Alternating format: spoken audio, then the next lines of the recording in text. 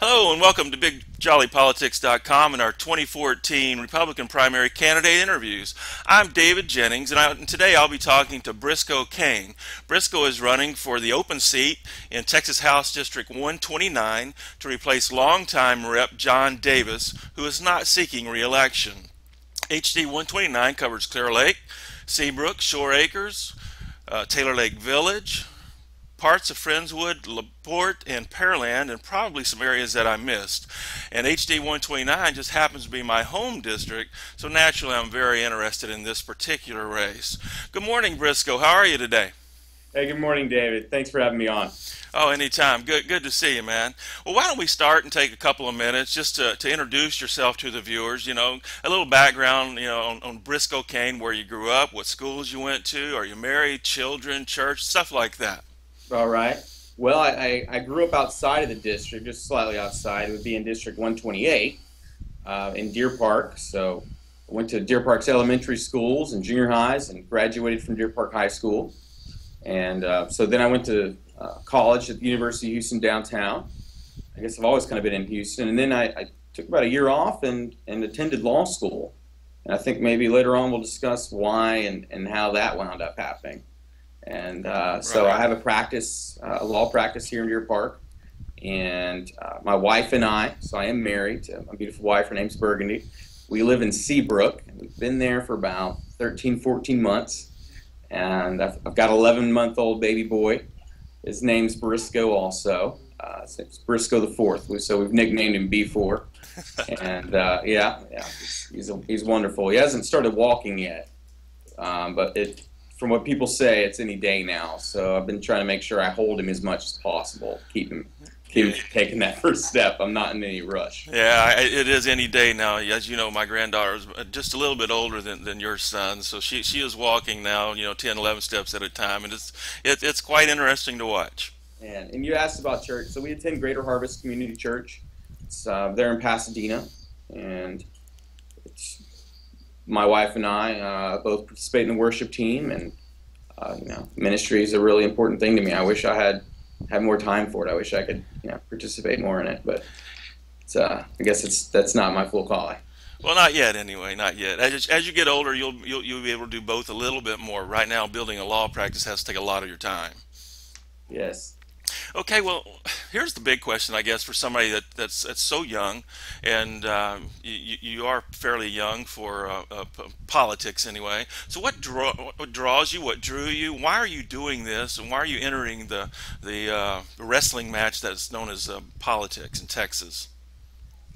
Wrestling match. Well said. I wouldn't say that it drew me as much as I was led into politics.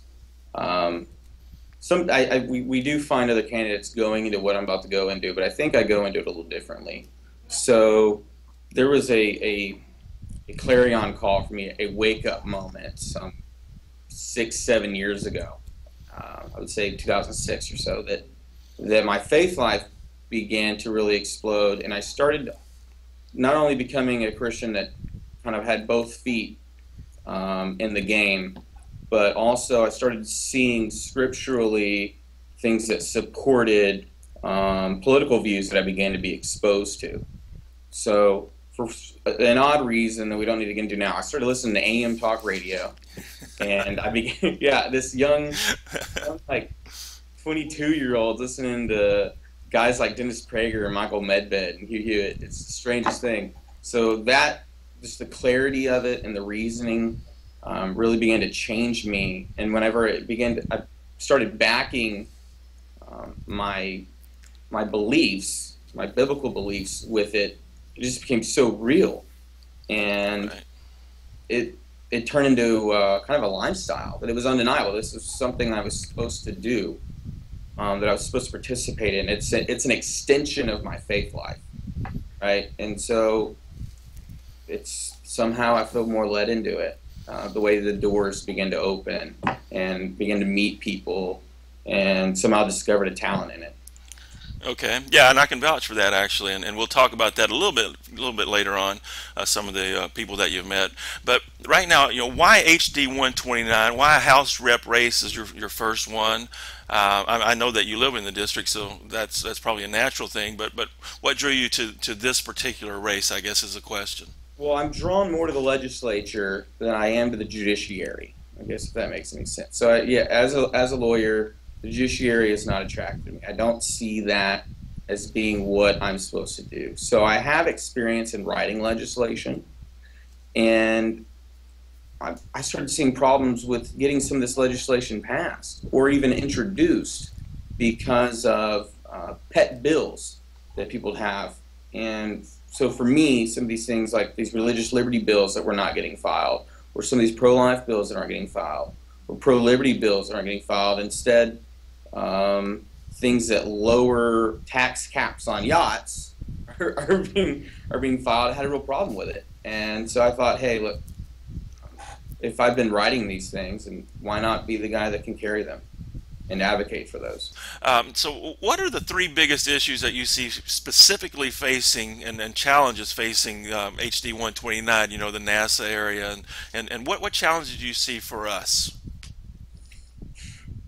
Well, on a local level, we of course see the challenges of what are we going to do with the brain bank that we have in our area, and how do we, I wouldn't say as much attract business as far as how do we get out of the way of government to allow business to do what it does best. And so we saw recently that we passed an enabling statute this last session for a spaceport, but that's outside of our district. So what can we do to take advantage of this, and how do we encourage without picking winners and losers, which I'm totally against, by giving these tax breaks to these big companies? So how do we get out of the way to encourage privatized space development in our area? That would definitely be one. Another is we've got outrageous spending in our schools. So I'm definitely in favor of something around a 5% or less appraisal district cap. And I'd like to certainly see us get some rein in some spending there. Right. Other things I think really are kind of a statewide issue that I think affect the family, and the reason that we're in the financial troubles we are. They wouldn't be particularly House District 129 issues. They're state issues. Right, and that'd be your passionate issues. What is your passionate issue?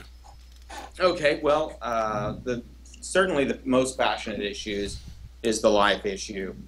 And it's even odd to even use the word issue there with it, right? 'Cause I think you'd even agree with me that it's more than an issue. Yeah. It's not some problem. But on the whole, right? Like, so my big issues being religious liberty, or the life issue, or the traditional family, or education, they all really come from one problem, right? There's all roots stem from this attack on the traditional family unit that may even say help necessitate abortion, right? In the minds of some people, that makes it necessary because they're unstable. While we even realize that that came out of the family planning work in the 1910s, but Right. still, that's where it all comes from. And so it's more than that. It's an attack on the family, and I'd like to see definitely the slaughter of the unborn ended. And so, like I think we'd said it, I've written legislation for about 3 years now, and doing research, and we've seen several ways that we could really make a greater impact. But those bills aren't being filed, and it's odd. I really can't get into the specifics of it because of agreements I've made. But there's stronger and better things we can do, but they're not pretty, and they don't draw really good media attention. They're not helpful for fundraisers. So it's the sad reality of it. There's some of us who joke that if abortion ended tomorrow, some organizations would be out of a job. Boy, isn't that the truth? You know? Don't you hate using that as a political football? Yeah, yeah, it seems like we're dragging it out. And I've heard stories that we could have ended it in the 80s, and two organizations didn't want to work together. So, Yeah, I believe those things. And speaking of your strong pro-life position, you also have strong pro-life ties in the community. Tell us about your work on the national, state level, and then with Operation Rescue. okay, well, so yeah, I guess as a law student, I founded the first pro-life law student organization in Texas and began to continue to help develop. And I think we're almost at all 10 law schools in Texas now, and get those started. And for the purpose of getting law students trained to be able to begin doing research and writing for these policy organizations. Right. And then, so that's where I began to work in that, writing and researching for these groups on laws and in areas that we can be more effective, also on how to avoid court cases and be smarter legislators, because sometimes we draw fire when we don't need to. We get media attention when we'd be much better if we just went low under the radar and did things slow, just like liberals do. They've changed us over 100 years. They don't do it quickly. Yeah, they've taken over our schools to do it. Yeah, how do you boil a frog? All right, and I got involved with Operation Rescue, kind of through an organization I'm a member of. I'd been talking to Troy Newman, the president of it, for quite some time now, and he contacted me just before the release of the video on Douglas Carpin, and kind of said, "Hey Briscoe, we're going to need some legal help. I'm going to send you some links and let you know what's going on." So, of course, I was shocked, and we had heard about Carpin before, but I just had no idea this was really going on. And now to think about it, we figured that babies all across the country are being born alive and murdered, but it's different until you hear testimony about it. So I was able to come on as their state legal counsel, and it's been fun. There's a lot of work ahead, and little things have gotten in the way. You've actually written on it, I believe, that there's things that I think we have our own feeling of what's getting in the way, but things are stopping us from getting them to justice. Right. So we're continuing to work on that and bring that into fold. Great. Well, let's move next. For a first-time guy and certainly a young person, you've gotten quite a list of endorsements of public figures that are willing to back you, and not only just put their name on a list, but they're backing you in public ways and working with you and even supporting you financially. Tell us about some of those major endorsements that you've received and how it came about that you received those. Oh, it's very humbling. Right, so I think that definitely goes into the leading part that we discussed earlier, and it's humbling again. So slowly these doors have been opening, and I've been able to become friends with these people. I think we could say in politics you've got political friends who are there in the good times, and then you've got friends. And I've been able to make friends, right? Friends that we do things outside of the political world. So it's outside of these meetings, and getting to know people on a really personal level and on a spiritual level. And so I've been able to engage with the real solid Christians that make up our local party in our state and in our country. Some of the people, I guess I'll talk with you about those that have been released. There's still a lot that we're going to be releasing slowly, so Sure. we keep up that momentum. But so my first would definitely be the mentor of mine, Judge Pressler, who's agreed to come on as my campaign treasurer. And I met him, I'd say 4 years ago, and then had the privilege of working as his personal assistant there at his house and for a few years. And the things that I was doing with him really helped build my connections and just really taught me a lot about what it is to be a statesman and what it is to be a servant to your community. And he just loves people, and it's all about his love for people. And so I learned that. Others may be our Senate District Chairman, Travis Bryan, who I think we're all big fans of here locally. And Travis and I have become good friends over the past few years. And so I think that was a natural one. Some others may be, in a statewide, Keith Lewis, who helped found the Heritage Alliance.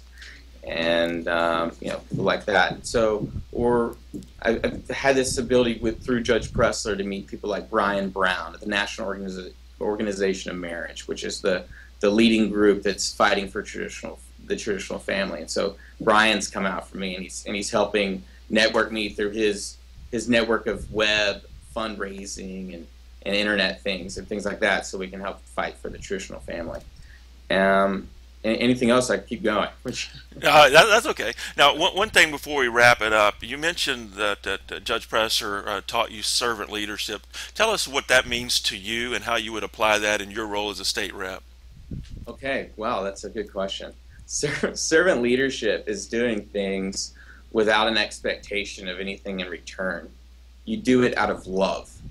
It has nothing to do with kind of what we think would be perversion, where you're only doing it because you're going to get something, or for some satisfaction. The only satisfaction I get out of it is that I feel called to it. I feel like I'm satisfying what Christ did for me, and it's totally selfless, and it's what motivates you.